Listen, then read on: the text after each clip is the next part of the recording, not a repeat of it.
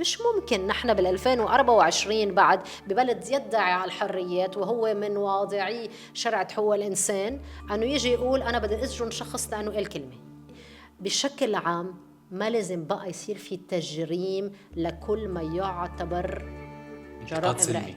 صح، ولكن لابد من أنه نعيد تعريف من هو الصحافي. بداية نقابة الصحافة هي مسميات خلينا نقول زور النقابة الصحافة، لأن هي نقابة أصحاب الصحف ولا تمثل الصحفيين. مجلس النقابة تبع نقابة المحررين كم مرأة فيه؟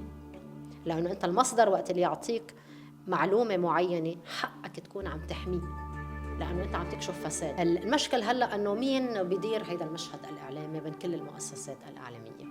صناع القرار بلبنان بخافوا من اثنين حاليا، الإعلام لأنه صوتهم عالي، والمانح الدولي. فات قانون طلع مسخ. إسرائيل قتلت عصام عبد الله كما قتلت فرح وربيع. ما في حدا يتجبر قد ما تجبر، ما في حدا أقوى من حركة التاريخ. بدي رحب فيكم بأول حلقة من بودكاست شو الوضع. بودكاست شو الوضع هو بودكاست بيستضيف متخصصين بمجالاتهم للتعمق بقضايا بتخص الشأن العام بأسلوب بعيد عن السرديات العامة اللي بيعتمدها الإعلام التقليدي، وطريقة إلقاء وخطابة ونقاش بين الطرفين تكون بتشبه أكتر لغة المجتمع اللي رحنا عم نحكي فيها. بحلقتنا الأولى معنا ضيف مميز عندك تاريخ كتير كبير بمجال النضال الإعلامي والصحفي بلبنان.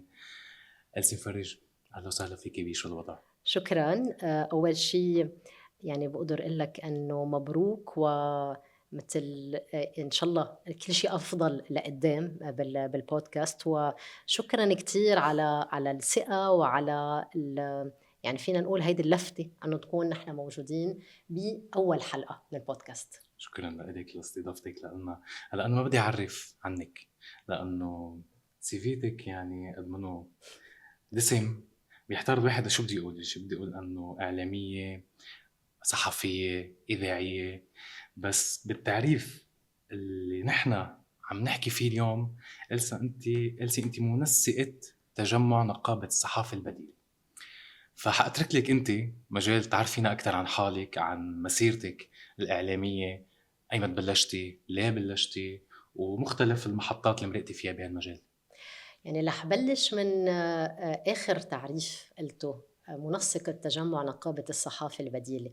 كتير بيعني لي هيدا التعريف لأنه هو مرتبط بمسيرة نضالية طويلة عم تترجم اليوم بالإطار الإعلامي النقابي الحرياتي إذا فينا نقول.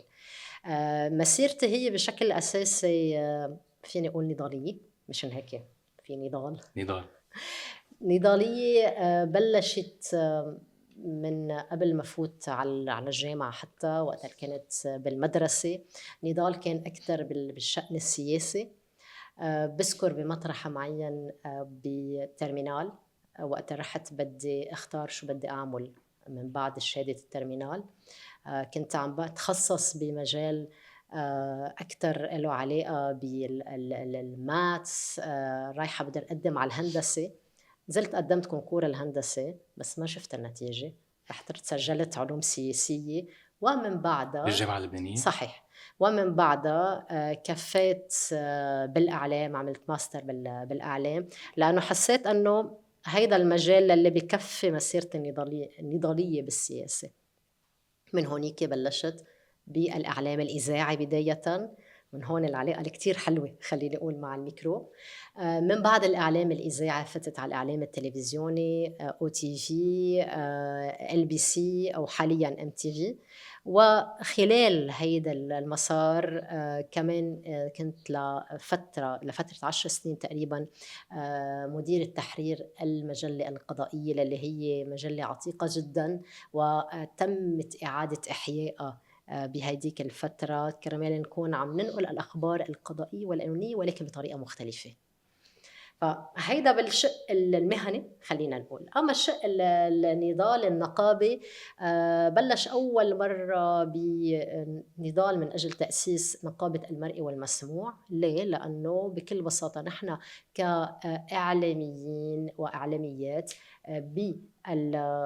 بالمجال الإعلام قبل الإعلام الرقمي، عم بحكي بالمجال الإعلام المرئي والمسموع، ما كنا فينا نفوت على نقابة المحررين، غير أنه هالنقابة كانت مسكرة لأسباب سياسية وانتخابية. فأسسنا نقابة المرئي والمسموع. للأسف صار في نوع من إغراق خلينا نقول سياسي فيها.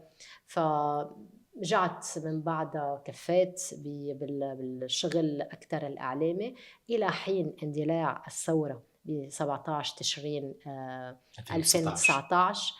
ووقتها تأسست تجمع نقابة الصحافة البديلة.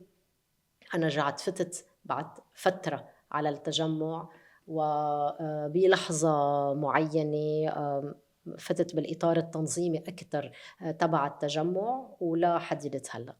أنا حنكون عندنا مجال أكتر نحكي عن النقابة وتأسيسها ونشاطات النقابة وسبب تأسيس النقابة، بس خلينا هلأ بدي يكون عم استحضر أنا وأنت شوية مفردات هلأ قلتيهم بتهم إنه أنت تقريبا تعاقبتي على مختلف وسائل التواصل الاجتماعي، على مختلف صح. وسائل التواصل الإعلامي. صح. كنا نسميهم يعني إعلام مكتوب، إعلام مسموع، إعلام مرئي، وهلأ إعلام إلكتروني.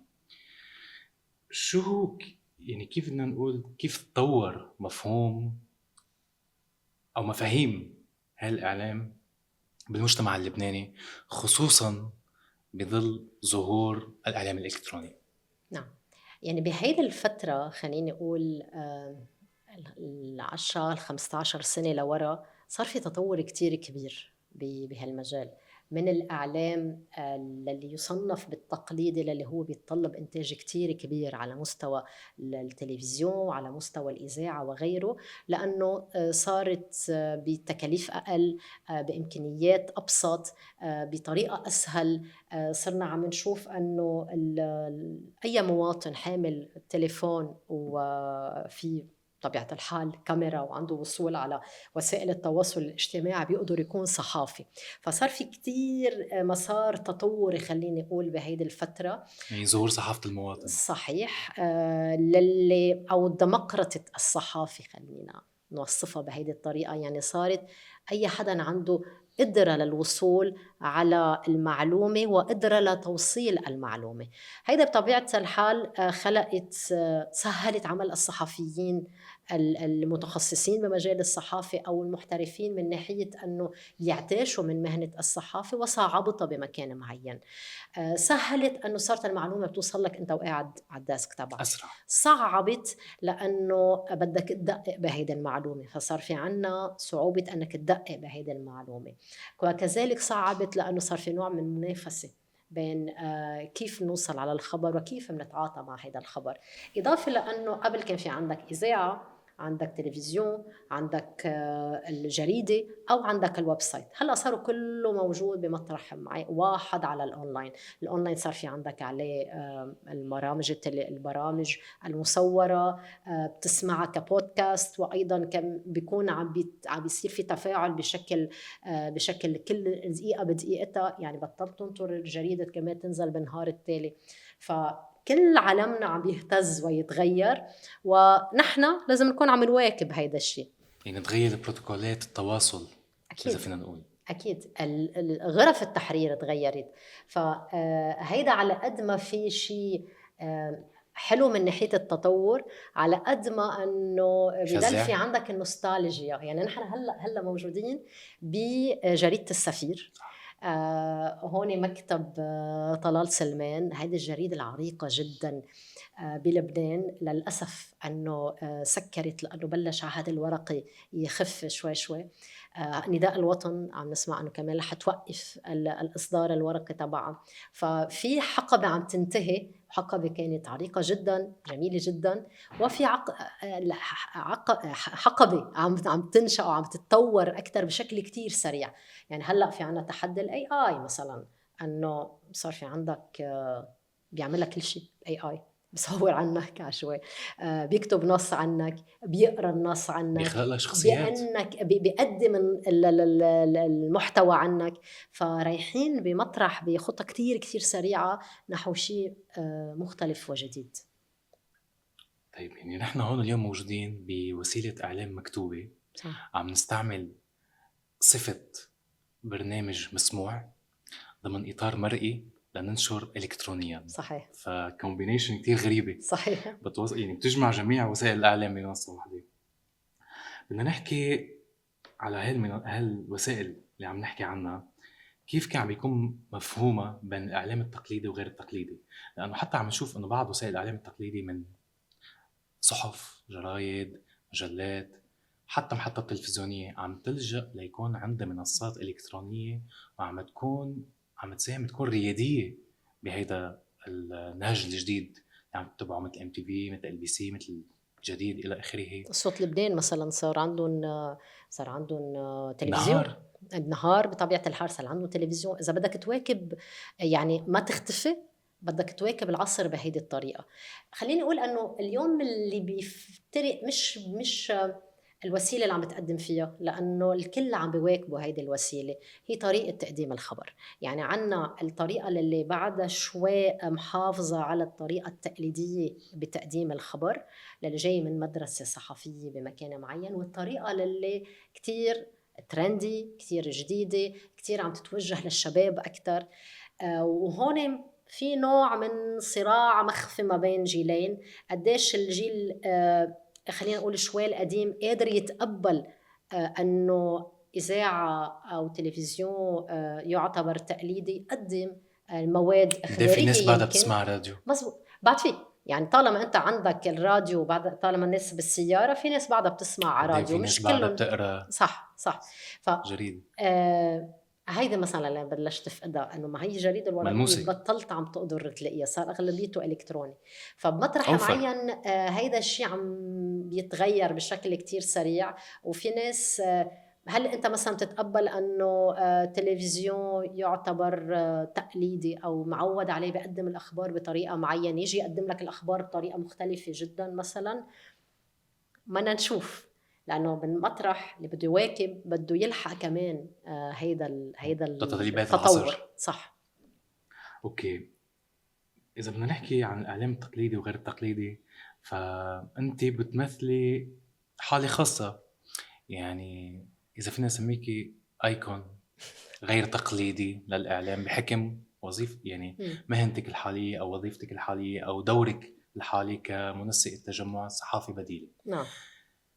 تجمع صحافي بديلة، تجمع صحافي بديلة ولا تجمع نقابة صحافي بديلة ولا نقابة صحافي بديلة؟ أوكي. وليه؟ هو تجمع نقابة الصحافة البديلة، ولكن البديل هو النقابة، لأنه بين أعضاء التجمع في أشخاص بيشتغلوا بالإعلام التقليدي اللي بالمفهوم اللي عم نحكي فيه، وفي أشخاص بيشتغلوا بالإعلام الحديث الإلكتروني وغيره. ففي زملاء وزميلات موجودين بكل هذه الأطر، ومش كلهم صحفيين، يعني في عاملين بالمجال، في مصورين، في أشخاص ما كتير ببينوا قدام الكاميرا. وهون هن الفئة الأضعف بمكان معين، للي بيبينوا والمعروفين ضروري يكونوا عم بأمنوا لهم الحماية. مثل مصورين، صحيح غرف تحرير، صحيح. معدين. للي صوتهم مش كتير بيقدروا يرفعوه قد ما بيقدروا يرفعوه الأشخاص المعروفين، للي عندهم يعني هيدا اللي بيأمن لهم هيدا نوع من الحماية، أنه المعروفين، الشهرة. هون اللي بتلعب خليني أقول بالشيء الإيجابي الشهرة، أنه بتأمن لهم هيدا نوع من الحماية للي بيقدروا يحموا فيها غيرهم. هيدا الأساس الشغل تبعنا بتجمع نقابة الصحافة البديلة من هالناحية. طيب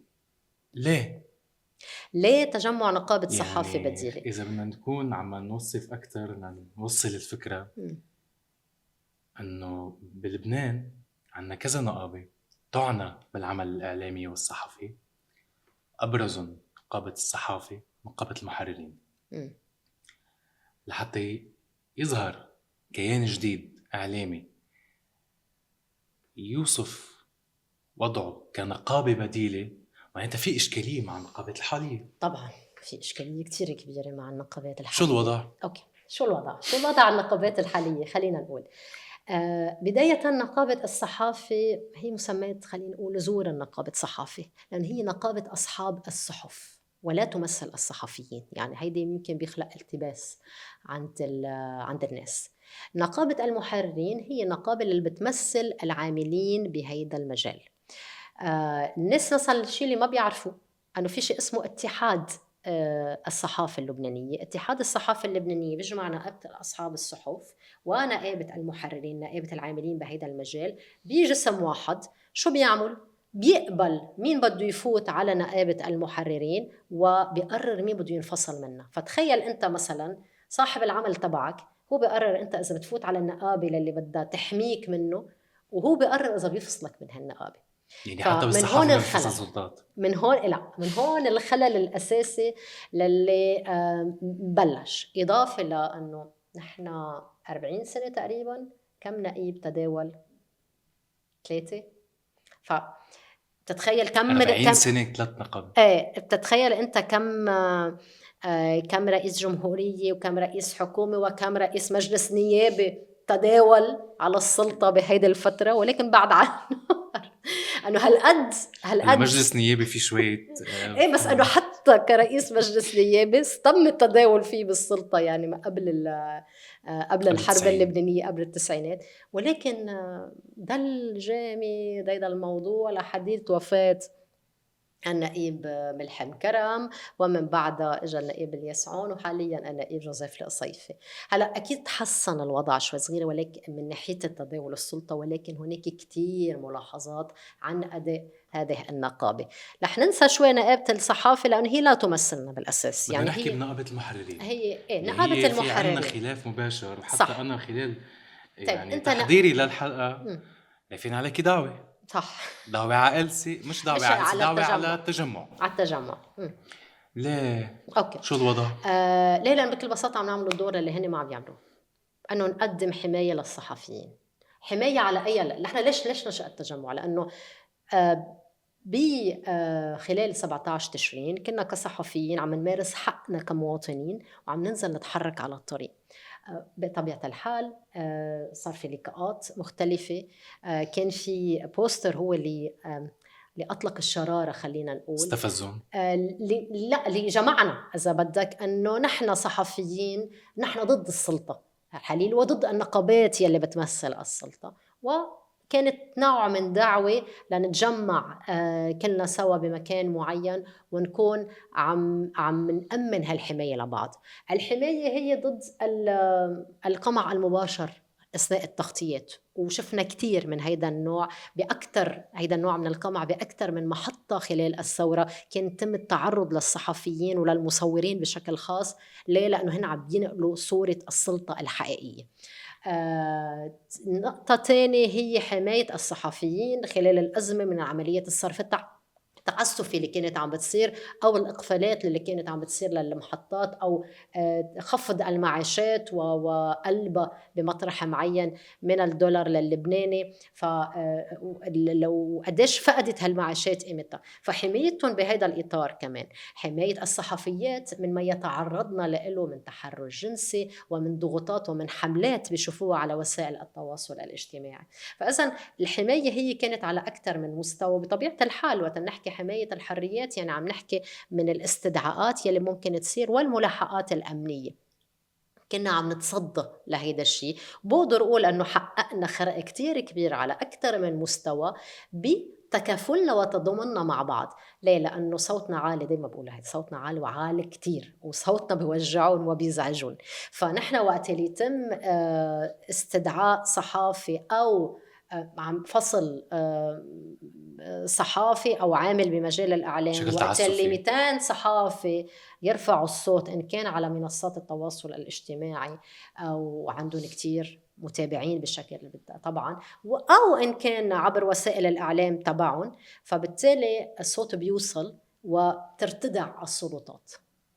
طيب بدنا نكون عم نستحضر مثل عن ممارسات نقابة الصحافة، خصوصا إنه في حدا من تجمع ترشح على انتخابات نقابة المحررين، والغاية كانت المراقبة صح لهالعملية. صح. الانتخابات هي من الممارسات. نحن بنضلنا نعتبر أنه هذه النقابة هي حق لإلنا وحق لكل صحافي. أوكي. المشكل اللي عنا إياه بالقانون أنه هذه النقابة بتعتبر حالها أنه هي الوحيدة اللي قدرت تكون موجودة، بينما حرية العمل النقابي والقوانين الدولية اللي موقع عليها لبنان ومنضم لها لبنان معاهدات بهذا المجال بتقول غير موضوع. حتى القانون اللبناني ما بيقول أنه هي النقابة الوحيدة اللي فيها تكون موجودة، يعني هي منا على مثال نقابة المحامين ونقابة المهندسين ونقابة الأطباء. شو الفرق بيناتهم؟ هودي نقابات هودي مهن منظمة بالقانون ونقاباتهم منظمة بالقانون. تتكون أنت مهندس بدك تكون بالنقابة. هونيك في النقابة منظمة بقانون، بس أنت تتكون صحافي بحكم الأمر الواقع أنت منك مضطر تكون موجود بالنقابة. لا بنقابة الصحافة ولا بنقابة المحررين؟ عم نحكي بنقابة المحررين بشكل أساسي، لأنه نقابة الصحافة اللي بينضم لها هي أصحاب الصحف. فطالما أنه أغلبية العاملين بالمجال الإعلامي برات النقابة، ففقدت قدرتها التمثيلية والحصرية من هالناحية. طيب هلا المشكلة اللي صار مع نقابة المحررين أنه هي بتعتبر حالها أنه هي النقابة الوحيدة اللي فيها تكون موجودة ومسكر الباب تبعها. كيف يعني مسكر الباب؟ يعني ما بنعرف أي متى بيفتح الجدول، أي متى. أنا مثلا قدمت يعني طلب ما في مثل انتساب. غير النقابات الماضية كل سنة في أنا قدمت طلب انتساب بال2011، كان وقتها بعده النقيب الياسعون. من فترة بحلقة تحدثنا فيها عن أنا وياك، بقوم بقول لي عضو النقابة أنه أنت طلبك مقبول من 2 سنين. قلت له أنا قدمتها من 2011، ف7 سنين. ليه بدها تاخد 7 سنين دراسة طلب مثلا؟ دراسة طلب انتساب؟ ليه؟ يعني أنا بالمفترض هلا إذا بطلع طالب بالبطاقة طبعا باخدها، بس ليه بده ياخد 7 سنين؟ ومثلي أمثال ما بنعرف أي متى يعني هذا الشيء بينفتح تحديدا الجدول، وما بنعرف أي متى بيتسكر، وما بنعرف أي متى بينقبل ما في الطلب. معيار. ما في معيار. طيب هيدا نقطة. نحن منا أعضاء جوا، جينا قلنا أنه واحدة من السبل لمواجهة هيدا الموضوع أنه نترشح الانتخابات. العدد المنتسبين للتجمع الموجودين داخل النقابة بينعد على يد الوحدة خلينا نقول. فرشحنا مرشحة وحدة، الهدف منه هو إدخال الجمعية اللبنانية لمراقبة الانتخابات لادي، إدخالها لجوا وتكون عم بتراقب الانتخابات، ومن بعدها نطعن بالانتخابات إذا لقينا في شكاوى. وهيدا يلي عملناه. ترشحت زميلتنا اليسار قبيسي، هي كانت فديت خلينا نقول التجمع بهذا الدور وقدرت فاتت لجوا وتعرضت لكم من المضايقات، من ضمنها أنه جدول المنتسبين اللي رح يصوتوا أخذته قبل بليلة مثلا من الانتخابات. طيب أي متى بدها تلعب دورة إذا هي فعلا بدها تتصل فيهم؟ قبل بنهار بعت لي النقيب على الواتساب. إذا بدك فيك تروح تصوريهم معلقين برا. مش هيك بتصير الأمور، مش أنه بروح صورهم، لا، في موجودة بتبعتون لها إياها إيميل بالوقت هيدا. ومش بدها تكون بدها تمرق بهالطريقة الأبوية عبر النقيب مثلا. هن ما عندهم ويب سايت؟ في عندهم ويب سايت، بس ما بعرف إذا النقيب عنده تويتر مثلا أكاونت. النقيب المحررين ما عنده تويتر؟ لا ما بعتقد. ما عنده أكاونت؟ ما بعتقد. فخلينا نكفي. طيب بمطرح معين أنه لقينا ما في حل إلا ما نروح لدعوة قضائية. هالدعوة القضائية تمثلت بتقديم طعن بالانتخابات النقابية. نرتقب مرق 2 وشوي يعني مشكل القضاء بلبنان وقد توقف العمل فيه، نرتقب صدوره خلال الأسابيع المقبلة. طالبين فيه فتح الجدول، لأنه الجدول مش كلهم صحفيين فيه، في أشخاص منهم صحفيين يعني بيشتغلوا مهن ما إلها علاقة بالصحافة أو قريبين ناس لأسباب انتخابية فايتين. 2 إعادة تعديل النظام الداخلي بما بمكان معين بيكون في ديمقراطية أكثر بالعمل النقابي. و3 في بعض الشوائب يلي صارت بالانتخابات، مش هيك طعنين بنتيجة الانتخابات، إضافة لموضوع اتحاد الصحافة اللبنانية اللي ذكرناه قبل شوي. شو بترد النقابة؟ نقابة المحررين بترد برفع دعوة علينا تطلب من القضاء المستعجل بمنعنا من التصريح، ومقابل كل تصريح وكل تحرك نقوم به علينا أن ندفع كلجنة تنسيق بالتجمع اللي أنا أحد أعضائها علينا أن ندفع بحدود 100 مليون ليرة بوقتها. عم بحكي بال 2022 ب 100 مليون ليرة مقابل كل خطأ بيعتبروه من هالناحية. لحسن الحظ القضاء كان أوعى بكتير ورد بقديش القانون الدولي والدستور اللبناني بيحمي حرية التجمع وبيحمي حرية التعبير، ورد هيدا الطلب. بذكر عنونة المفكرة القانونية عندما بعض القضاء يلقن بعض الصحافة معنى الحرية. يعني بالنسبة لمعنى الحرية وتلقين، في عنا قصص بدنا نستحضرها عن مساركم بتأسيس تجمع نقابة الصحافة البديلة. يعني انتوا بتتحاربوا حاليا من نقابة المحررين. مين هي النقابة التانية اللي عم تحاربكم؟ مين غير نقابات كمان عم تحاربكم؟ هل في رموز من لك ما السلطة، وزراء، بعتبر، سلطة تشريعية أو سلطة خليني أقول أنه تنفيذية هي في في محاربة لكم؟ محاولة أن للمحاربة، بس ما قدروا ردعونا عن الشيء اللي بدنا نكون عم نعمله واللي عم نعمله بحماية حقوق الصحفيين. صرنا مطرح مرجع لعدد كتير كبير من الصحفيين. صرنا مرجع للمنظمات الدولية والحقوقية للي بيهمهم، حتى للإعلاميين اللي بيجوا، الوفود الإعلامية اللي بتجي من برا، بكل ما يتعلق بحقوق الصحفيين وبحرياتهم. وكذلك مرجع، خلينا أقول لك، للمنظمات الدولية مثل الأمم المتحدة ومثل مثلا الاتحاد الأوروبي، لأنه مش منظمة دولية ولكن هو مرجع دولي بمكان معين بأكثر من ملف بيتعلق بموضوع الصحفيين. من ضمنهم مثلا الانتخابات النقابية، كنا نحن لنا دور بالتقرير اللي طلع عن الاتحاد الأوروبي بما يتعلق بالتغطية الإعلامية للانتخابات. فمطرح فينا نقول أنه في محاولة محاربة، ولكن ما كتير مأثرة علينا، لأنه في الإصرار أن نكون عم نشتغل والإصرار أن نكون عم نتابع للآخر.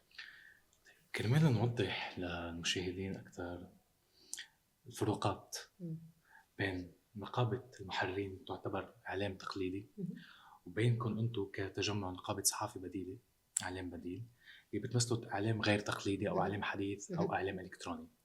إذا بدنا نصنفهم بجدول ونحط فروقات بيناتهم، خصوصا بالعودة لبيانكم التأسيسي، شو هي المطالبات الأولى اللي عم تطالبوا فيها؟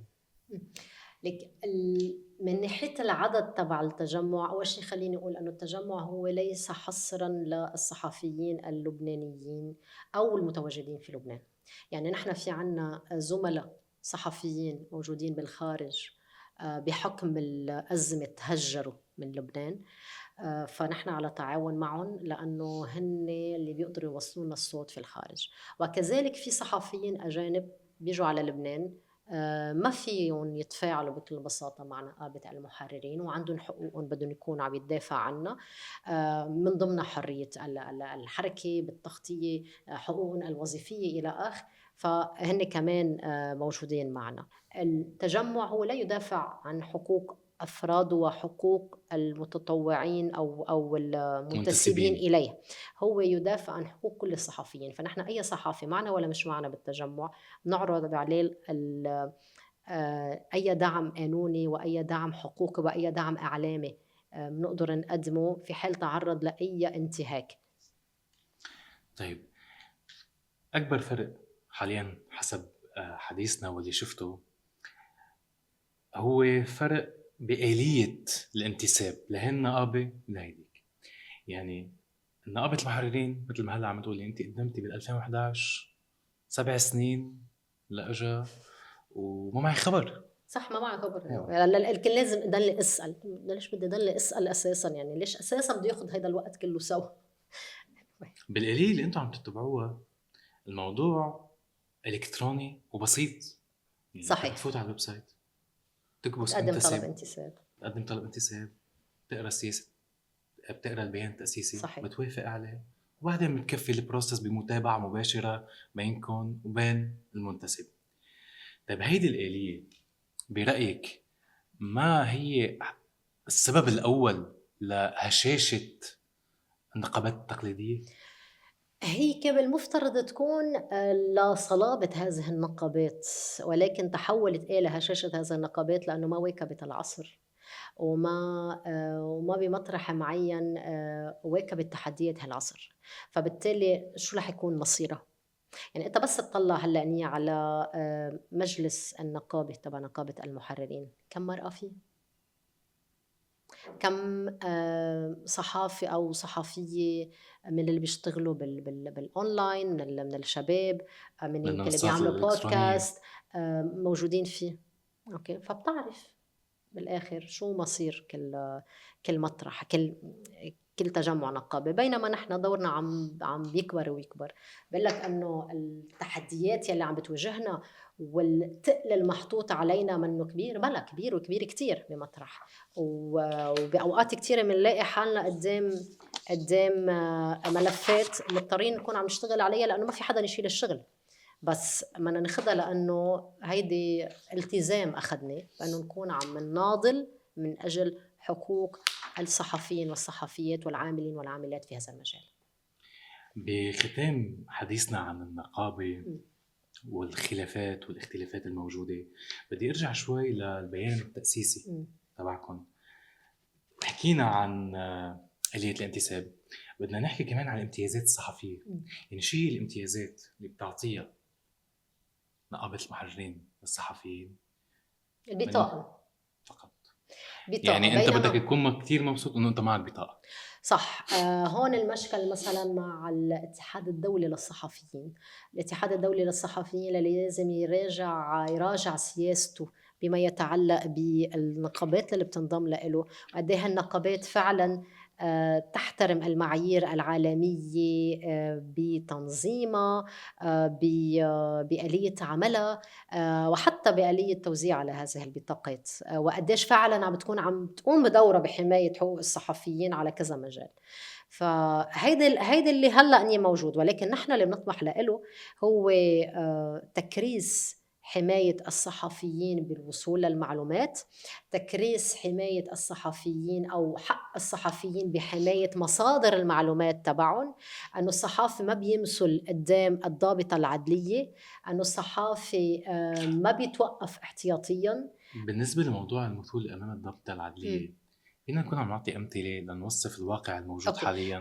هيدا الموضوع اللي عملنا عليه معركة كتير كبير، وبقدر أقول أنه هيدي السنة سجلنا انتصار كبير فيها. يعني عم نشوف كتير توقيفات لإعلاميين ما عم بيصير وصحفيين. توقيفات، محاولات توقيفات. محاولات. أوكي، الفرق بين أنه نحن عم نقدم نصيحة للصحفيين، إذا تم استدعائكم بترفضوا تمسوا قدام الضابطة العدلية، بتبعتوا المحامي تبعكم، هالمحامي بينزل الأوراق اللي بتثبت أنكم صحافي. هون مشكل موضوع البطاقة للي ما عم تتوزع بالشكل أن يكونوا كل الصحفيين معهم إياها، بس أقله يكون أي شيء بثبت أنكم صحفيين من المؤسسة اللي بتشتغلوا معها. شو بتعطوا انتو إلسي؟ بتعطون باركود؟ لا، ما بنعطي باركود، بس انه بكل بساطه بيكون يعني عضو منتسب معنا وفي تفاعل وتواصل يعني في شي بشكل دائم. وثيقة ممكن تعطوها لهذا ما الشخص في بتصرح انه هو وثيقه. صحافي؟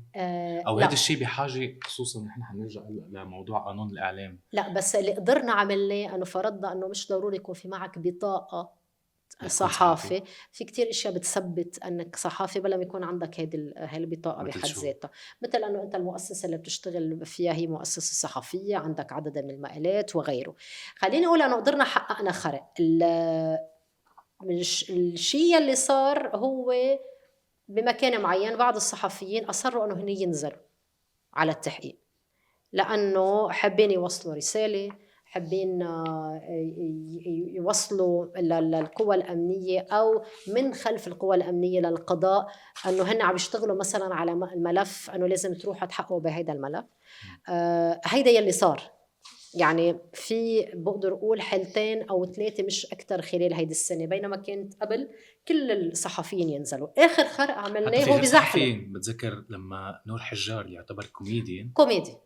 نحن توقف، عم بس نحكي كمان كان في عندكم. أكيد كان في عنا موقف من إطلاق الموضوع أنه نحن الحريات للجميع. وهيدا شغلنا ضمن إطار تحالف الحريات. بس اللي عم بقوله هون بموضوع الصحفيين أنه قدرنا حتى آخر شيء حققنا خرق بزحلة، حيث في زميل تم استدعائه، تواصلنا معه وهو كان عنده موقف متمسك بحقوق بمكان معين وقدمنا الدعم له. صار في تحرك ورفض ينزل قدام الضابطة العدلية. هذا الشيء عم نجرب نعممه بالمناطق اللي هون اللي لعب الدور النائب العام، هو اللي قعد معه بمكان معين ورجع استمع له. بس المسار المضبوط هو أنه قاضي تحقيق بحقق وبيتم إحالة الملف إلى محكمة المطبوعات. يعني ما بحق لا لضابط أمني لا. ولا لضابطة عدلية لا. أنه تحقق مع أي صحفي. لا. هذا حصرا لا. بصلاحيات قاضي التحقيق. قانون المطبوعات واضح، إضافة لأنه ألغت التوقيف الاحتياطي. عم نحكي عن قانون المطبوعات. هيدا الشيء شو يلي ما عملوا للي قانون الإعلام اللي عم نشتغل عليه حاليا بده يردنا فشخات لورا فيه. حنحكي بقانون الإعلام المطروح حاليا وشو عم نعمل وشو عم نعمل وشو عم يصير فيه، خصوصا أنه قانون الإعلام بفكرة وجوده هو يعتبر هيكل تنظيمي لألكم. صح. بيعطيكم إطار قانوني تقدروا تتحركوا فيه ويكون لكم كيان مستقل بالمجتمع. ألسي إذا بدنا نحكي عن قانون الإعلام تحديدا، فينا نكون عم نشرح واقع قانون الإعلام مش كقانون، كقوانين أو ضوابط إعلامية حاليا. يعني أنت كإعلامي شو القواعد اللي بتعتمدها قانونيا؟ لوين بتروح؟ لمين بترجع؟ مين بيحاكمك؟ ضمن أي ضوابط؟ أي محكمة؟ أي قاضي؟ هلا بعدنا كنا عم نحكي إنه قاضي تحقيق مش ضابطة عدلية، مدعي عام أو حدا مكلف من المدعي عام التمييز مش ضابط اللي عم يحقق. صح. فشو بدنا نكون عم نحكي أول شيء؟ طيب شو الوضع؟ شو الوضع خلينا نحكي إذا بدك شوي عن المسار تبع قانون الإعلام تنفهم نحن هلأ وين صرنا أو شو وضع قانون الإعلام حاليا. من أوله من حوالي 10 سنين أو أكثر بشوي، من 2009 تقدم النائب غسان بخيبر بالتعاون مع مؤسسة مهارات باقتراح قانون. بوقتها كان اقتراح القانون يعتبر متقدم جدا، لأنه بيشمل خلينا نقول جوانب من الصحافة ما بيشمل قانون المطبوعات للي عمره موديل 60. يعني هلا قانون المطبوعات على سيئاته، ولكن قبل الحرب نعمل له خلينا نقول لفظة وتعديلات، كان يعتبر جيد. صار في قانون حسب ما قريت بال94 قانون المرئي والمسموع. هيدا غير مرئي والمسموع، لأنه صار في عندك تنظيم للمرئي والمسموع إلى بال94 هيدا.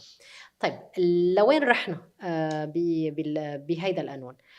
بلش نشغل فيه باللجان وفات على نحن بودكاست فيك تردي فيك تعملي تليفون. هيدا زميلنا فيك تبعتي فويس. هلا زميلنا هيدا محمد قليط شكله عملنا منشن على عم يصور على صفحة التجمع كرمال نتابع شو عم نصير. طيب اللي صار انه بهيدي الفترة صار في بمكان معين نوع من شغل على القانون، فات على مطبخة لجان المجلس النيابي، فات قانون طلع مسخ، طلع مضبطة للحرية. شو صار بعدين؟ تشوه.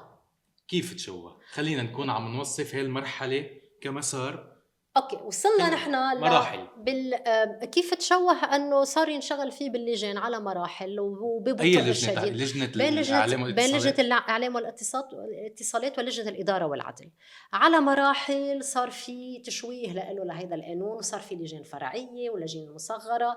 فعلى مده 10 سنين اكيد بشكل متقطع شغل هالقانون. نحن وصلتنا نسخه 2021، اخر نسخه بال 2021 عملنا عليها دراسه. المحامي المستشار القانوني تبع التجمع فاروق المغربي عمل عليها دراسة، ووصلنا نتيجة أنه نحن قدام مضبطة حريات، أنه قانون المطبوعات على قدمه قديه قديم وقديه هو بعد منه شايف أنه حتى أنه صار في تلفزيون ولا إذاعة ولا أونلاين بعده أحسن بكتير من الموجود حاليا.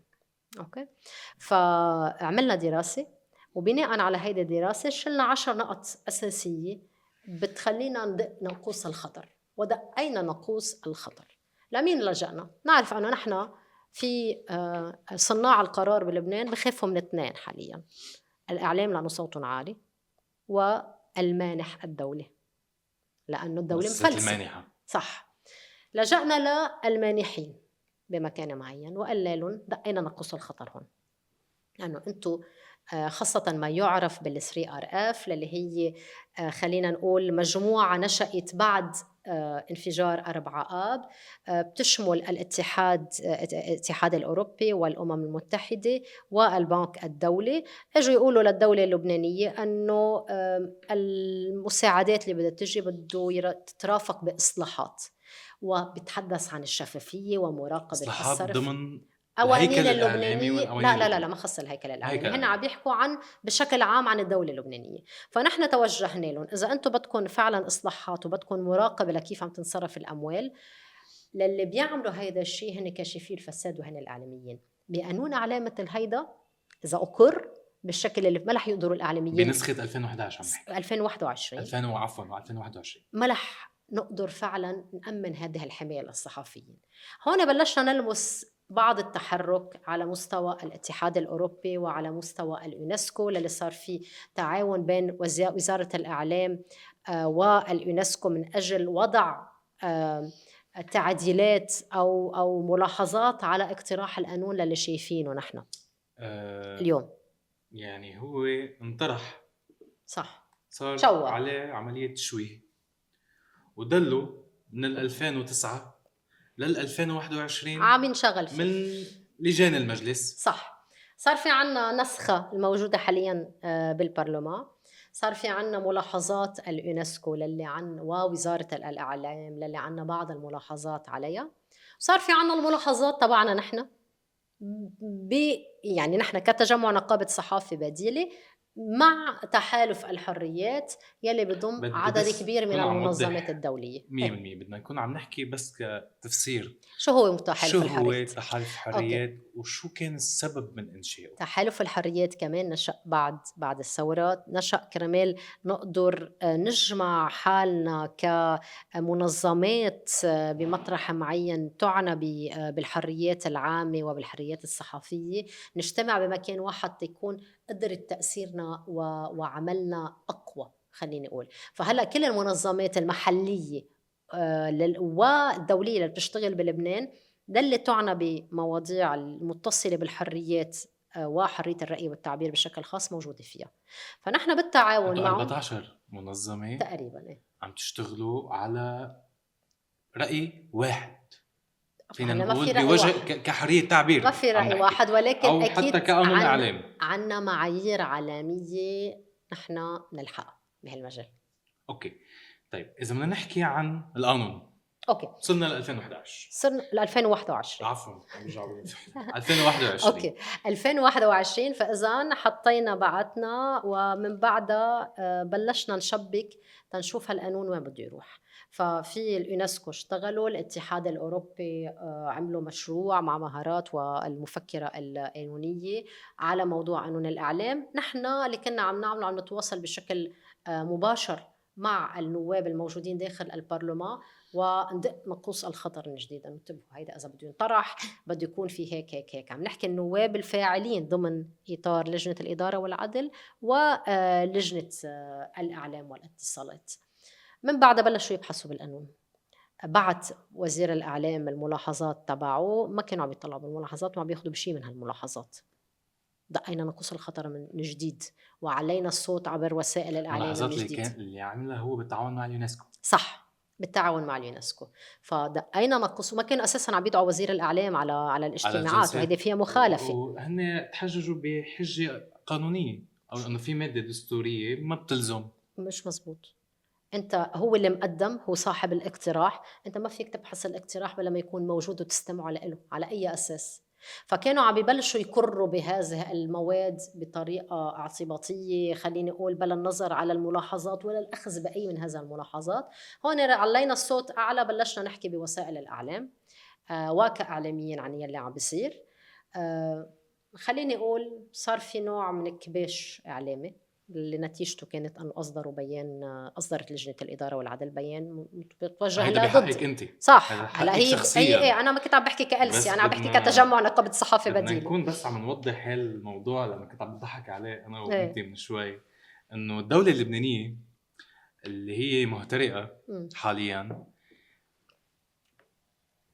اختلفت على كل شيء واجتمعت على شغلة واحدة اللي هي دعوة ضد ألسي، أو يعني خلينا نكون عم نوضح هن ليك أكثر. ملتقيين بنقابة المحررين كلهم كلهم إيه، يعني كلهم جميع عناصر ممثلين. الأحزاب السياسية صح. الحاكمة ممثلة. صح.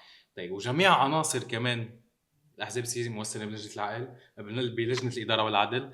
وخلينا نكون عم نوضح أكثر شو صار، إنه لجنة الإدارة والعدل لما أصدرت بيان عم تحكي فيه وترد عليكي على شيء أنت نشرتيه قبل على الام تي في، كان في عندهم جملتين كتير لفتوني بدنا نكون عم نقولهم. أولاً إنه الشيء اللي أنت قلتيه يخالف الحقيقة والواقع وربما يطرح أكثر من علامة استفهام عن أسباب الهجوم غير المبرر الذي شنته مفرج ودوافعه.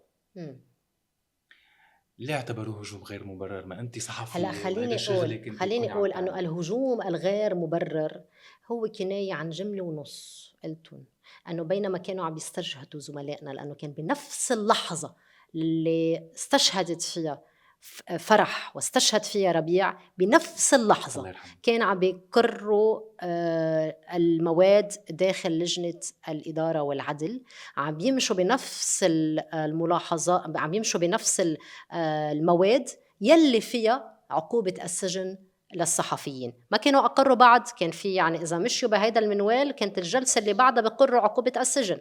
فنحن قلنا بنفس اللحظة للي عم بقروا فيها، للي استشهدوا فيها زملائنا، كانت لجنة الإدارة والعدل عم بتقر قانون يتضمن عقوبة السجن للصحفيين، ووقتها طلعوا البيان وردينا عليه للبيان لأنه البيان يتضمن بعض المغالطات. هلا الشيء اللي بضحك أنه كيف وصلنا للمعلومات، إنه نحن صحفيين شو شغلتنا ما هي كانت إشكالية اللي عم يطرحوها، إنه أنت أصلا منين جبتي المعلومات اللي عم تحكي عنها؟ إنه شو شغلتنا غير نحن إنه نفتش على المعلومات. إنه المناقشات اللي صارت سرية. هيدا واحد من المشاكل اللي عنا إياه مع قانون الإعلام الجديد، أنه ما فيها تكون مناقشات بين أشخاص تمثل أو ممثلين للشعب اللبناني عم بيسنوا قوانين بدها تطبق على الشعب اللبناني تكون سرية. بس أنا بدي ألفت لحديثنا على المناقشات والسرية لبند كتير استحضرني حالياً بالقانون الجديد، بس ما تم تعديل عليه.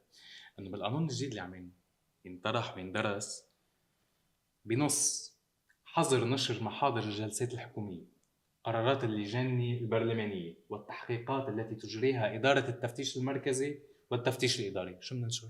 وجلسات مجلس القضاء الأعلى كمان. يعني كل شيء كل ما يتعلق السلطة العليا ما فيك تعرف شو بصير. كل ما يتعلق بإمكانية أنه سن سياسات وقوانين تتعلق بالشعب وكشف فساد ما بدهم ينا ننشف. يعني مبدأ المساءلة عن الصحفي بروح. طبعا شو دورنا في أذن كصحفيين؟ لا مساءلة ولا محاسبة. وليش أساساً صار في قانون حق الوصول للمعلومات اللي هو أقر؟ صح.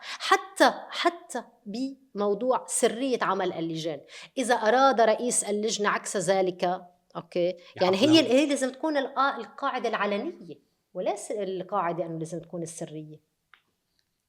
يعني هي القاعدة المفروض صح أنه نحن نكون عم نشتغل عليه. خليني أقول أنه بعد هيدا البيان جمد النقاش إلى حين بمكان معين، رجع صار في تمثيل لوزارة الإعلام، عم يحضر الوزير وعم يحضر النائب غسان مخيبر كخبير مستقل عن وزارة الإعلام. بس نوضح شغلة صايرة بهذا الموضوع، أنه النائب غسان مخيبر اللي هو أصلاً طرح هذا القانون 2009 كان عم يتم على مدار سنين نقاشات بهذا القانون بدون حتى دعوته.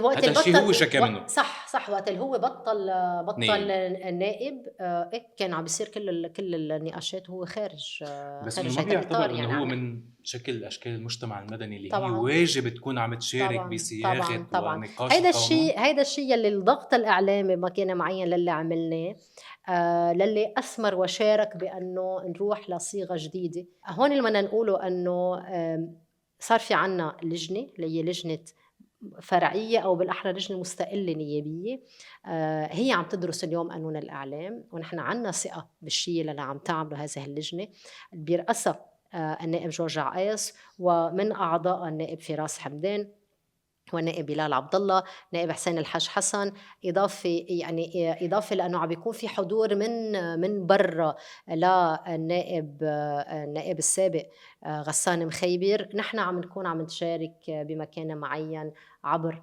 الممثل القانوني تبعنا فاروق المغربي. المهارات اللي عم بيكونوا سمحت موجودين. اللجنة صحيح.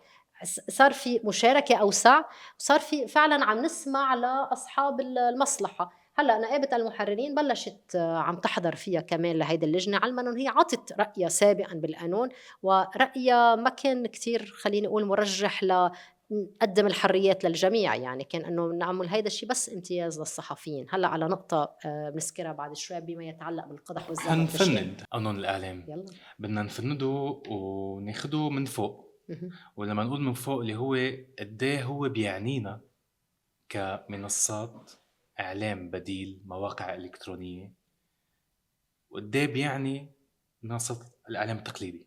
أوكي. لأنه حسب ما كان عم ينحكى إنه في نسخة من القانون، ما بعرف إذا كانت قديمة أو حالية، لا تعنى بمنصات الإعلام البديلة أو المنصات الإلكترونية. نحن وقت اللي انحط هيدا الاقتراح كان بالمفترض انه يشمل كل التطور بالمجال، ولكن الخوف هون شو؟ انه انت تجي تشمل المنصات بالرقابة، مش تكون عم تشملهم خلينا نقول اكثر بالحماية. حماية. هيدا الهاجس تبعنا، انه نحن ما بين هيدي وهيدي انه افضل يكونوا المنصات برا ويضل الموضوع مثل ما هو هلا بلا ما نكون بمكان معين عم نوسع إطار الرقابة. ولكن لابد من أنه نعيد تعريف من هو الصحافي. هون كان التوجه لأنه يكون الصحافي التعريف تبعه بأن يكون بيشتغل بوحدة من هالمنصات المتنوعة، يعني تلفزيون، إذاعة، جريدة، ويب سايت، بودكاست، كل وسائل التواصل الاجتماعي اللي ممكن تكون عم بتبث مواد إعلامية، ولكن يكون بشكل أساسي هو يعتاش من هذه المهنة، مش أنه بيشتغل شغلة تانية وبيعمل شيء هيك مثل هواية على جنب، انه هيدي مهنتك بشكل اساسي. فالتوجه نحو هون تنأمن الحماية لهودي كلهم، لانه عند الاستدعاء او عند التوقيف انا تقدر ثبت انه هيدا الشخص انه هو صحافي، لازم يكون في هيكل معين بالقانون بيقدر يحميني. مثل ما كنا عم نحكي من شوي يعني بالقليلة صحيح. وثيقة. صحيح. فإذا هيدا النقطة الأولى بما يتعلق من هو الصحافي، ولكن التخوّف كان إنه يروح لمطرح تاني، إنه يكون عم يشمل ال المؤسسات الإعلامية الحديثة من ناحية الرقابة. من هون النقطة التانية نحن يلّي اشتغلنا عليها واللي هي كل شي عم باقوله نحن هو عكسه موجود اليوم بالقانون، أوكي؟ يعني قلنا إنه الوسائل الإعلامية الويب سايت أو غيره كرمال يتسجّل لازم يقدّم علم وخبر مش ترخيص، يعني اللي هو بيروح بنص القانون الحالي على وجود ترخيص. ترخيص مسبق. ترخيص مسبق يعني أنت بدك تشوف إذا أنا هيدا بدي أعمل تحقيق والّا هيدا الشي بيوافق وجهة النظر السياسية أو لأ. هون بفوت العامل السياسي. فنحن بنقول علم وخبر إنه بس بتروح تتسجّل كرمال تكون في حال صار أي استدعاء أو أي شكوى أو إلى يكون في عندك أنت هيدي الحماية القانونية نقدر نوسّعها. نقطة ثالثة بهيدا المجال هو هل بيدفعوا أو ما بيدفعوا، قديش بيدفعوا. التسجيل مثل ما حاطّوا الاقتراح القانون حاليًا بحط ريت كتير كبير وكتير عالي بيرجع يحصر بمكان معين الإعلام بأيدي الأثرياء. فنحن بنقول إنه لأ، بدنا يكون في ديمقراطية أكتر ويكون في إمكانية أكتر للشباب مثلا للي مثلكم انتم قررتوا تعملوا بودكاست، تكونوا قادرين تبثوا هيدا البودكاست عبر المنصات الإعلامية، بلا ما يكون بدكم تكونوا تحطوا تكاليف كتير كبيرة كرسوم. كرمال كرسوم، نعم كرسوم وغيرها ما يستتبع الرسوم. هيدا شيء. الشق الثاني بيتعلق بمكان معين بحقوق الصحفيين. اليوم اللي ذكرناهم بالأول امتيازات للصحفيين لازم القانون يكرسهم، فمش معقول القانون يكون بعده بسنة 2024 بنص على عقوبة السجن للصحفيين إذا تناولوا رئيس الدولة أو إذا تناولوا رؤساء الدول الأخرى أو السفراء الممثلين بدنا الدول نوضح الأخرى. هيدي الفكرة تحديدا لأنه هي يمكن في كتير ناس ما بتعرفها، خصوصي اللي بيشتغلوا بالقطاع الإعلامي، إنه الصحافي أو المواطن حتى تنطبق عليه هالشروط. يعني أنا المواطن عليه أقصى بعد كمان يعني يعني أنت كمواطن ممنوع تجيب تنزل. سيرة العلم، ممنوع تجيب سيرة الجيش اللبناني، ممنوع تجيب سيرة النشيد الوطني، هو كله مقدسات. طيب مع احترام ممنوع، بس حتى ممنوع وبتتعاقب بالسجن. صح وبتتحرك النيابة العامة عفوا من دون شكوى. يعني الدولة اللبنانية فيها تتحرك وتشتكي عليك وتستدعيك، أو من يمثل الدولة اللبنانية بهيدا المجال اللي هي النيابة العامة تستدعيك وفيها توقفك بلا ما يكون في حدا عم بيقدم شكوى. هيدا الموضوع لازم يتغير مش بس للصحفيين، للكل. وهي عم نجرب نعمله هون نحن، أنه كل ما يصنف بجرائم قدح وذم وتحقير وتشهير وغيره أنه ما يكون في عقوبة سجن له. مش ممكن نحن بال2024 بعد ببلد يدعي على الحريات وهو من واضعي شرعة حقوق الإنسان أنه يجي يقول أنا بدي أسجن شخص لأنه قال كلمة. ما في كلمة تستتبع السجن. بدي أرجع بالنسبة لهي النقطة تحديدا لإصدار من منظمة العفو الدولي اللي هي عطت رأيها كمان بالقانون. صح. وعم بتقول إنه يبقى مثلا على العقوبات على العقوبات الجزئية كالسجن في القضايا قدح والذم والتحقير التي لا تعتبر جريمة معترف فيها في المعايير الدولية. وحتى كنت عم شوف في مثل عدم المس أو عدم التجريح برئيس دولة أجنبية صح. أو سفير. فنحن اليونسكو اللي عملوه بالاقتراح تبعهم شالوا كل هذه العقوبات، ونحن دعمناهم بهذا الطرح لليونسكو أنه هذه العقوبات كلها لازم تنشال.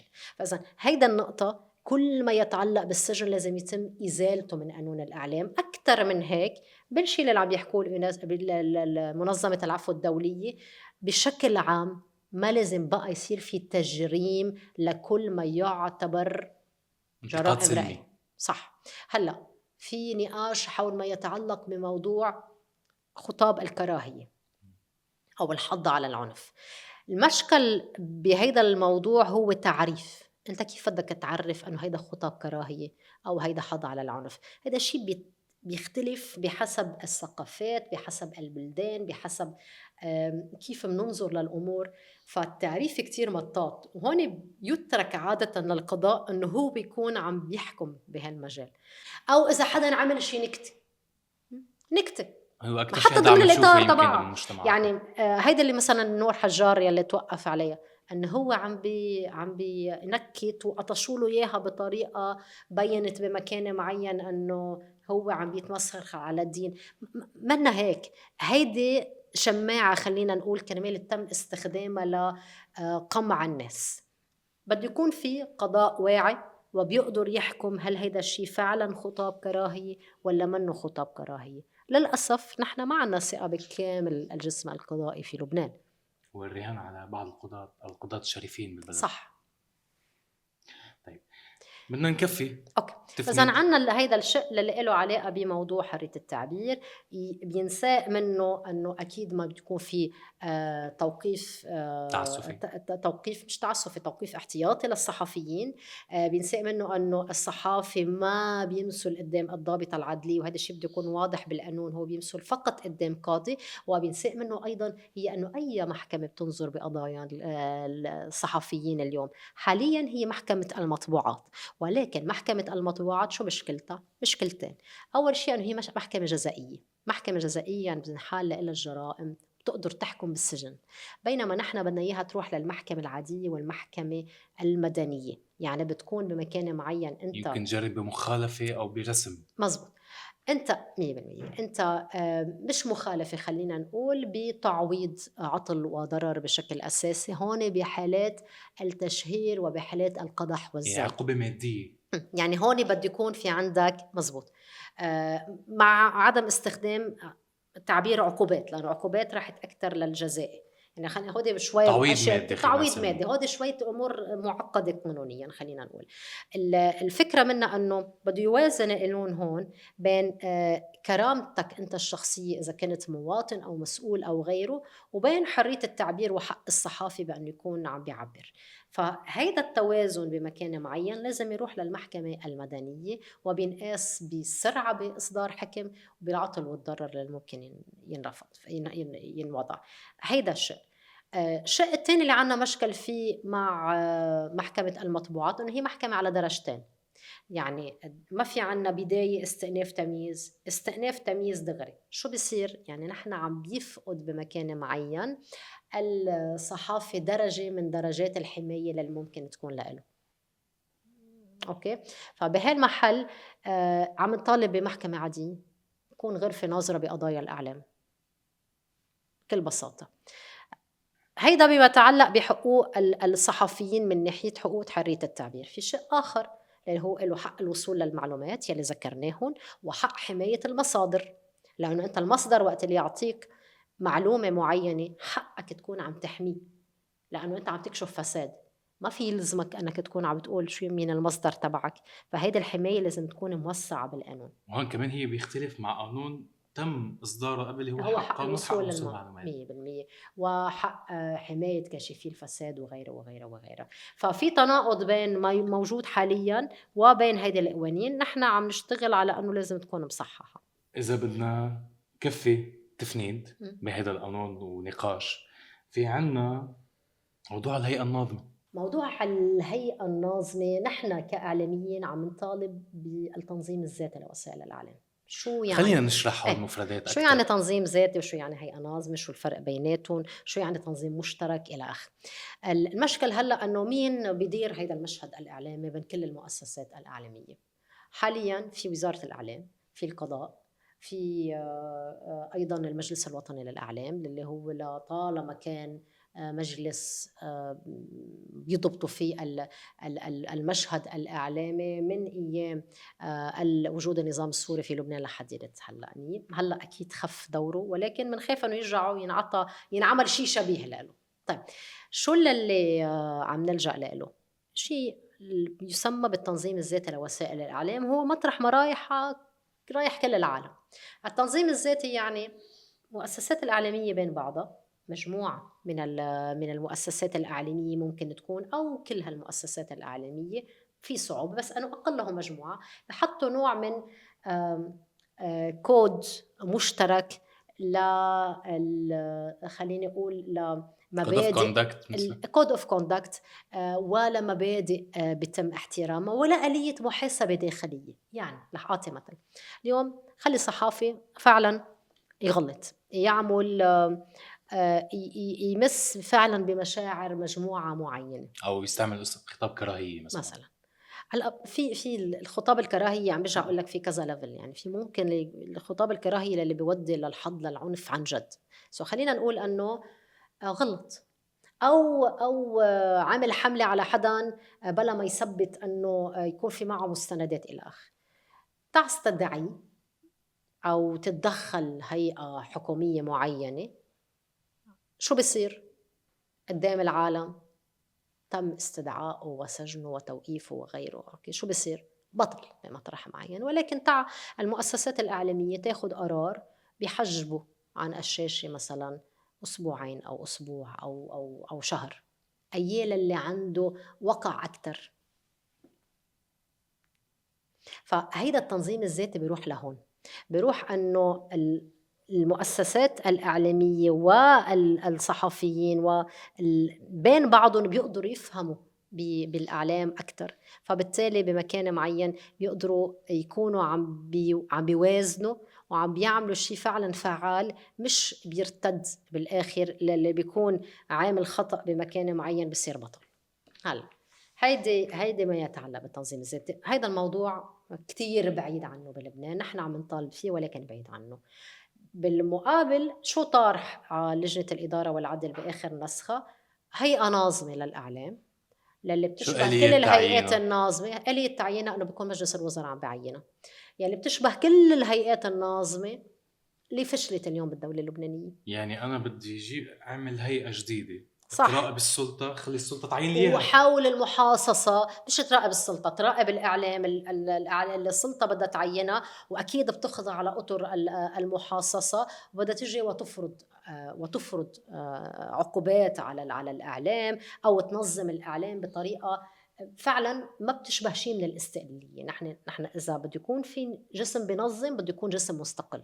هلا أنا اجى بآخر اليونسكو خليني عفوا اقول خفف شوي من وقعه، بانه يكونوا عم يتعينوا من اشخاص بسمون هيئات في المجتمع المدني، من ضمنهم تحالف صار في الحريات. تعديل يعني عن الموضوع. صار مش تعديل، خلينا نقول اقتراح اليونسكو، من ضمنهم مثلا إنه ما يكونوا تحالف الكل معينين الحريات، من يعني. ضمنهم مثلا يكون في عندك نقابة المحامين، تكون هي عم بتسمي كرمال يكون في محامي، رؤساء الكليات. بس هيدي الفكرة بيكونوا هن عم بيسموا، بس مين بنقي؟ سلطة السلطة. الحكومة تحديدا. صحيح. نحن جينا نقلها انه لا، وهيدا الشيء اللي هلا عم ينشغل خليني اقول باللجنه المستقله، انه ليش ما هالهيئات اللي تم تسميتها من ضمنها مثلا الهيئه الوطنيه لمكافحه الفساد تكون هي عم بتسمي بشكل مباشر. صار في خلينا نقول احتجاج او تخوف حول موضوع التوازن الطائفي، الشماعه دائما عنا اياها بلبنان. إنه أنت لازم 6 مسيحية و6 مسلمين. صح. او بيطلعوا مثلا كلهم مسلمين، او يطلعوا كلهم مسيحيين، شو بنعمل؟ وقعت الكارثه، عرفت؟ فإلا انه اوكي 7 بتستكملوا ب3 بعيون، بس 3 بعيون مجلس الوزراء، يعني هوديك ال7 بيتسموا وبشكل بيتسموا من هيئات مباشر. المجتمع المدني. صح، بتسمي انت عضو واحد، مجلس الوزراء بيعلن، مش اكتر من هيك. 3 بتكفوا بانه بيعينون مجلس الوزراء تا يامن هيدا النوع من التوازن.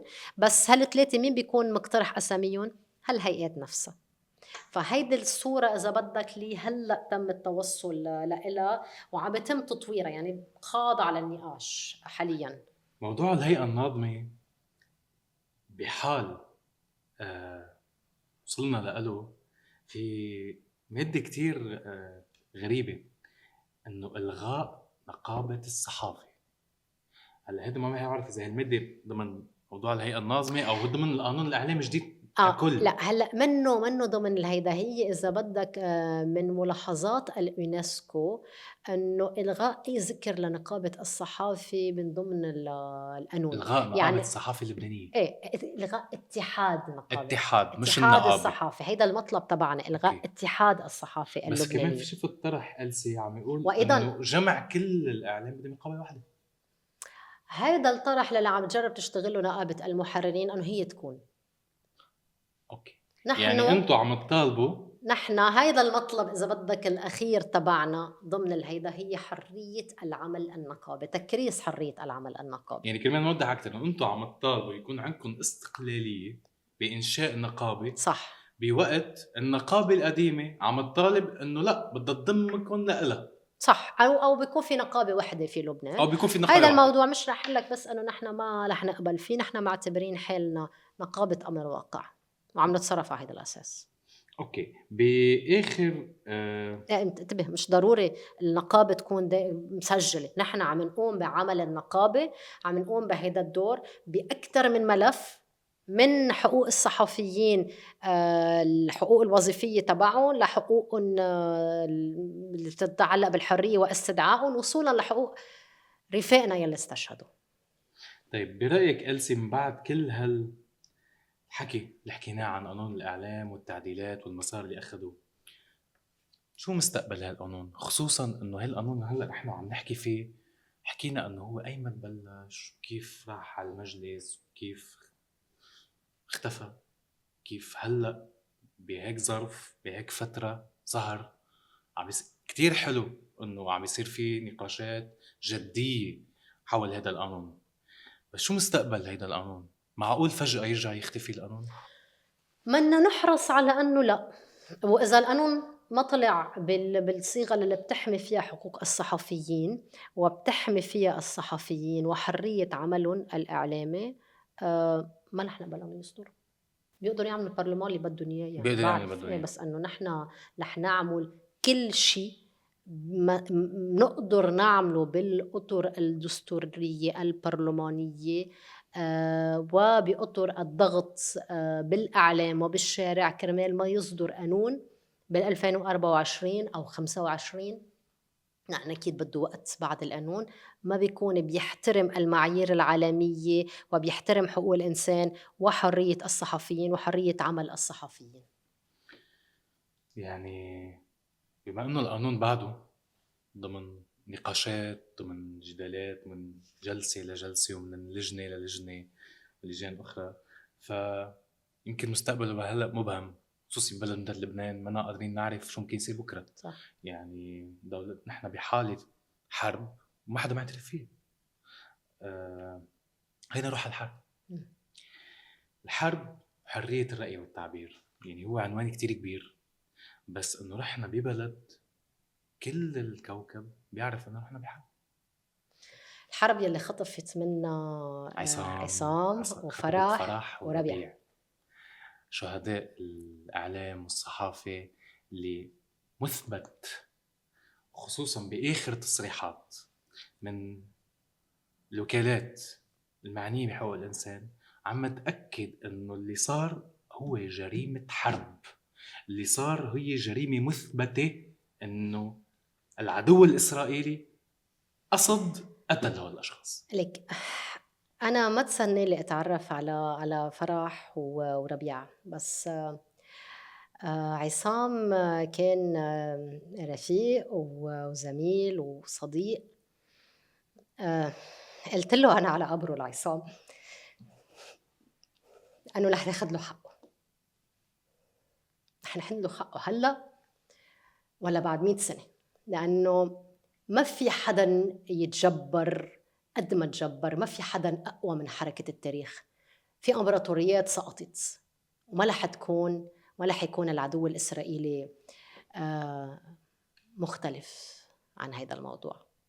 ونحن عم نوثق هلأ بتحقيق 2 و3 و4 و5، وهلأ حالياً أنا عم بحكي معك عم نشتغل على رسالة اللي منبعتها تنطالب اليونيفيل بأنه ينشروا تحقيقهم تنثبت إدانة إسرائيل، أنه إسرائيل قتلت عصام عبد الله كما قتلت فرح وربيع، تنثبت هيدا الشيء عليهم، ومسار العدالة رح يوصل إذا مش اليوم بكرة. في عنا شيء تصريحات جديدة تثبت هذا الموضوع؟ لأن سمعت في تصريح أخير لهيومن رايتس ووتش يمكن أو منظمة العفو الدولية، ماني متأكد، عم تأكد أو تدين وتناشد بشكل سريع نحن للي شو صار بهذا كان عندكم دور مباشر بهذا الموضوع. نحن النهار الثاني بالضبط وجهنا رسالة لليونيفيل، طلبناهم فيها لليونيفيل بأنه يوضحوا البيان تبعهم اللي هو كان بيان مبهم جدا، بيقولوا فيه أنه تم استهداف الصحفيين وقتل عصام خلال تبادل لإطلاق النار. من بعدها أصدروا موقف تاني اليونيفيل بيقولوا أنه هن منهم قادرين يحققوا هلأ بالموضوع. ضلينا في ضغط من أكثر من جهة على اليونيفيل كمان يصدروا التحقيق تبعهم. خلال هذا الوقت توجهنا إلى المقررين الخاصين بالأمم المتحدة المعنيين بالموضوع، وأمنا لهم الموافقات من قبل الضحايا وأهل الضحايا كرمال يراسلوا حكومة العدو الإسرائيلي ويطالبوها فيها بالتوضيح. بعد 60 يوم بطبيعة الحال هن ما ردوا، فنشروا هذه الرسالة اللي بيحكوا فيها عن اشتباه حكومي، عن اشتباه جريمة حرب. بهذا الوقت في عنا 5 تحقيقات صدرت عن أمنستي، عن منظمة العفو الدولية، هيومن رايتس ووتش، عن رويترز، عن الوكالة الصحافة الفرنسية، وعن مراسلون بلا حدود. الخمسة نحن اللي عملناه سهلنا وصولهم للمعلومات وللوثائق أو تكون دلائل يعني. للدلائل ولا حتى للشهود يلي كانوا موجودين. كنا مطرح صلة هالوصل بحكم أنه كتار من الزملاء موجودين فوق وقدرين نوصل لهم بشكل أسرع وعندهم في رابط الثقة بينهم. طلعت الخمسة بالنتيجة واحدة: إسرائيل قتلت عصام عبد الله. كانوا الصحفيين مرئيين. آخر تقرير لرويترز بيقول أنه الرشق الرصاص اللي سمعناه من بعدها أنه مش استهدفتهم بصاروخ واثنين، رشق الرصاص اللي سمعناه من بعدها هو فتحوا الرصاص عليهم. يعني في نية جرمية واضحة. أكثر من هيك ببعض التحقيقات ببين أنه نحط انفراريد على الصحفيين لإعطاء علامات للموقع بمكان معين اللي هن موجودين فيه. إضافة لهيدا كله التحليق تبع الدرون اللي كانت فوقهم بيّنت أنه كانوا عم يرصدوا لمدة أكثر من نص ساعة، عم بيشوفون أو قربوا وشوفون وعرفون أنه هن صحفيين، وبرضو ضربون أول صاروخ وتاني صاروخ أو أزيفة وفتحوا عليهم الرصاص. نية جرمية واضحة ومثبتة على العدو الإسرائيلي أنه ارتكبوا جريمة حرب.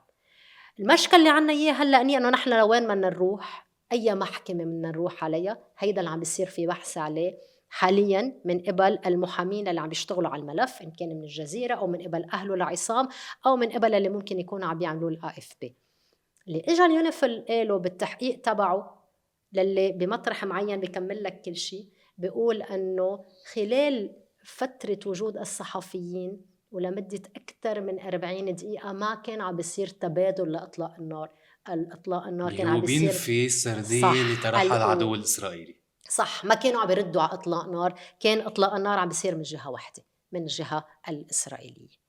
فبالتالي نحن قدام جريمة حرب موصوفة، دلائل هالقد ثابتة بالوثائق بالمستندات بكل ما تم جمعه من الأرض بالشهود والشهادات يلي عندهم إياها بفتح المباشر اللي كان موجود. هالقد عنا ملف ماسك. مطلوب من الدولة اللبنانية اليوم أنه تلعب دورة وأنه تعطي الدور أو تعطي صلاحية لمحكمة الجنائية دولية أنه تحقق بهيدي القضية أو تحقق بهيدي المرحلة اللي صار فيها جريمة الحرب.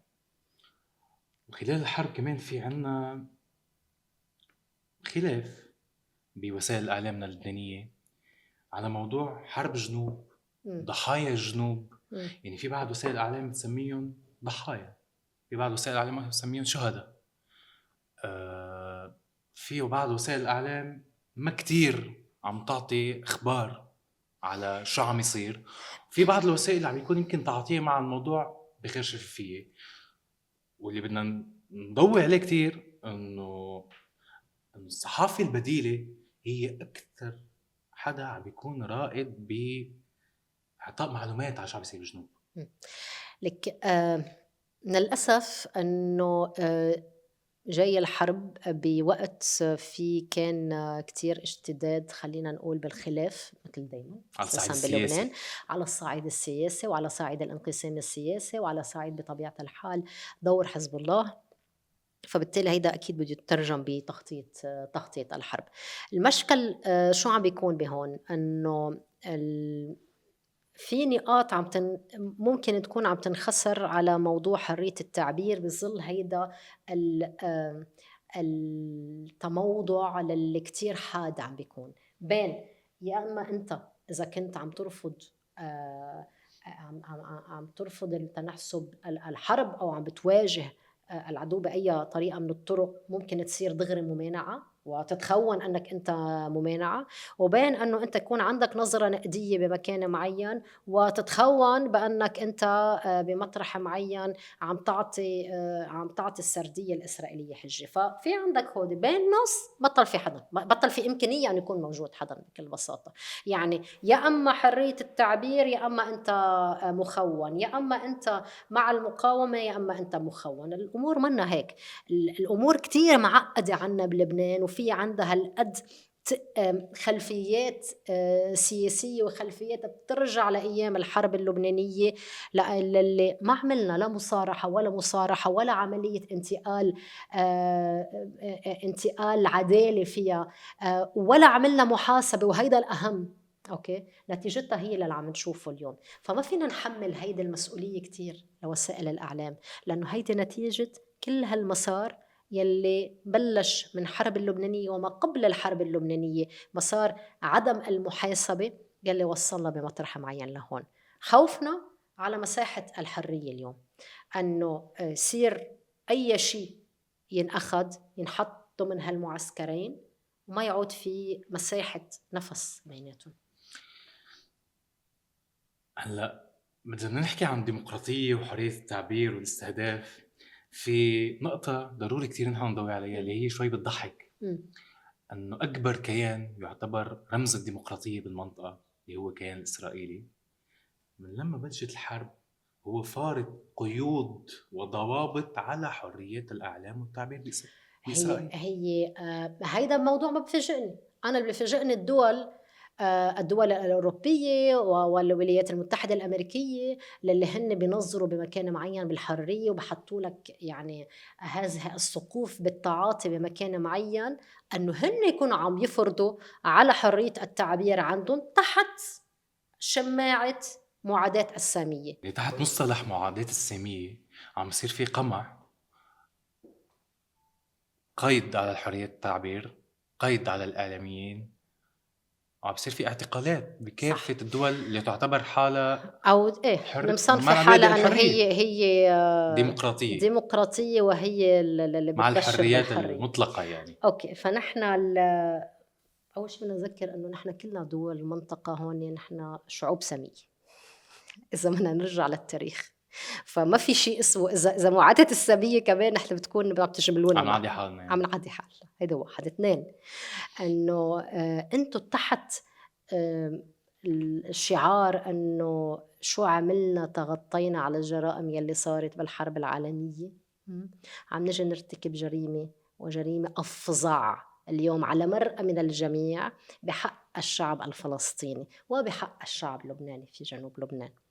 طيب، اللي عم بضوى على هيدا الموضوع هو اللي بيكون عم يرتكب جريمة وبتتهموه بمعاداة السامية. لا، لازم نكون عم نسكت مثل ما سكتوا الجيران العائلات اليهودية وقت اللي كانت الحكم النازي عم بياخد اليهود إلى المعتقلات.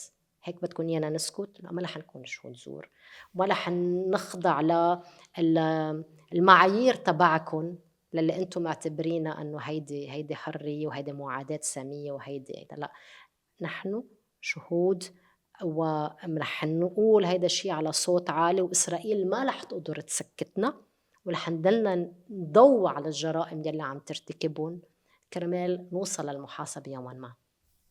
يعني مسار النضال بهيدي المعركة مسار طويل، وبعتقد انه بس نحن حنحمله حتى الاجيال الحاليه، خصوصا انه هذا الشيء اللي عم يصير حاليا هي اكبر مجزره موثقه صح بالتاريخ. صح، إبادة يعني موصوفة بكل بكل ما عم تقدر تتحمل مشاهد اللي عم تشوفها، ما عم بيكون يعني ما في شيء افظع، لا افلام ولا مسلسلات ولا كل شيء بروباغندا وبرندنج يعملوا لنا اياه. ما في بند، هالقد حقيقي ما في بند بالقانون الدولي، وما في حماية معطاة للمدنيين، للصحفيين، للطواقم الطبية، لموضوع التجويع. ما في شيء منه إلا ما تم اختراقه مرة واثنين وثلاثة. عم بدعوسوا عليهم والعالم عم تتفرج بعدها بتفكر إذا بعمل وقفة أطلق النار ولا لا.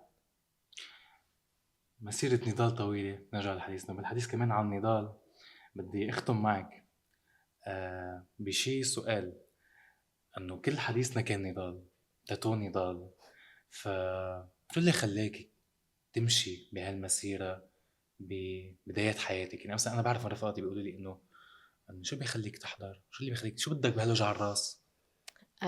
ما بقدر أتحمل الظلم. هيدا الشيء اللي خلاني بلش وقت اللي كان عمري 16 سنة أنه اتوقف لمدة 3 أيام وقت كان عمري 18 سنة بهالوقت تحديدا. كان عمرك يعني 18 سنة. أي سنة بهالوقت تحديدا هيدي؟ تحديدا معلش هيدي بسنة 2000. بال2000 ايه توقفتي 3 أيام؟ صحيح كنت بعدني بالمدرسة بالترمينال. هيدي بالذات بهالوقت، يعني إذا برجع فلاش باك لورا بنفس الفترة من السنة، لأنه كنت قبل عيد الفصح، وكان في هناك إصرار من أنه نام بالحبس لبعد عيد الفصح. كانت شو عاملة كرمال بال2000 حتى وقفوك؟ توزيع مناشير رفض للاحتلال بوقت. يعني من أغرب وسائل الحركة الاجتماعية أو المناصرة لقضية اللي كانت عم تصير، اعتبروها بوقتها جريمة. صحيح، ووقفونا على هيدا الأساس. فمشان هيك يعني شفت الأسوأ. فما في شي بخوف، ما في شي بخوف بكل بساطة. بالآخر بيقولوا لك حقك رصاصة. ممكن الواحد ياخد كل معايير السلامة، مثل ما عصام كان عم يعمل. عصام عبد الله كان يلحقوا الصحفيين لانه بيعرفوا انه مطرح ما بيكون واقف بيكون هيدا، وكان اخذ كل كت الحمايه للي نصر عليها. هون بقول انه المؤسسات مش عم تحترمها ومش عم بتامنها للكل بمكان معين، وراح. فانت قد ما تحمي حالك بمكان معين ممكن تروح، فليش هيدا الشيء بده يمنعك من انك تكون عم تعمل الشغل؟ فمشان هيك مكفين بالنضال حتى النهايه. إلسي مفرج، ايه من بعد كل هالمسار النضالي والبودكاست بيوجع الراس يعني اللي حكينا فيه، لأنه بيتطرق لكتير مواضيع مهمة حساسة دسمة خلينا نسميها. شو الوضع؟ شو الوضع؟ شو الوضع؟ يمكن الوضع مش كتير ببشر دايما بالخير. عم نشوف هلأ نية الأزمة وانعكاساتها التانية في مؤسسات إعلامية عم بتبشرنا أنه بدها تسكر.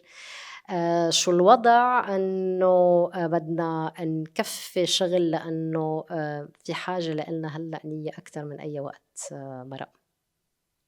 شكرا كتير لك، شكرا لاستضافتك، شكرا لوقتك، شكرا للمعلومات والنقاش الحلو اللي كان بيناتنا.